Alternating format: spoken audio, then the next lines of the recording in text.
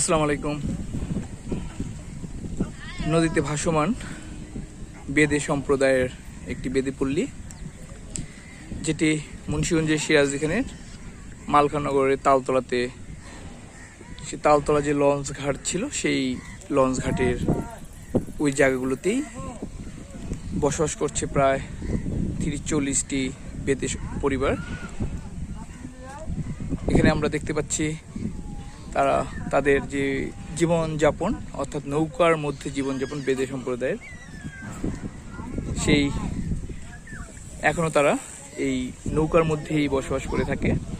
ছোট্ট নৌকার মধ্যেই তাদের সংসার, তাদের পরিবার। এখানে রয়েছে প্রায় 30-40টি পরিবার, এবং যারা এখন অনেকগুলো নৌকা আবার তাদের কাজের জন্য বাইরে চলে গেছে। পদ্মা থেকে যে শাখা নদী তালতলা হয়ে আসছে, সেই শাখা নদীটি এখন প্রায় খালের মতো, সেখানেই এরা বসবাস করছে অনেক বছর ধরে। এখানে বর্তমান যারা বসবাস করছে তাদের জন্ম এখানেই, আমরা যেটা জানতে পারলাম। তাদের পূর্বপুরুষরা এখানে এসেছিল এবং এখানেই তাদের এই নৌকাতেই জন্ম, এবং এখানে এখনও তারা এখানে অবস্থান করছে। এখানে রয়েছে শিশু, বৃদ্ধ থেকে সব বয়সী। এ হচ্ছে বেদেপল্লী, যারা নাগরিক সুবিধা ওইভাবে পেয়ে থাকে না, তাদেরকে আমরা সুবিধাবঞ্চিত সম্প্রদায় হিসাবে জানি, এবং তারা দাবি জানায় যেন তাদেরকে তাদের ন্যায্য অধিকার একজন নাগরিক হিসাবে যতটুকু পাওয়া দরকার সেটা পাওয়ার জন্য।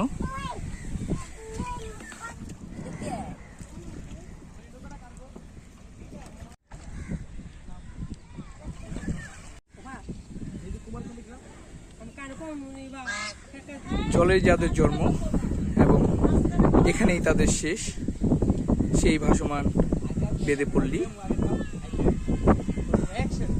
জন্ম এবং মৃত্যু এখানেই তাদের হয়ে থাকে, সমাধিত হয় মাটিতে।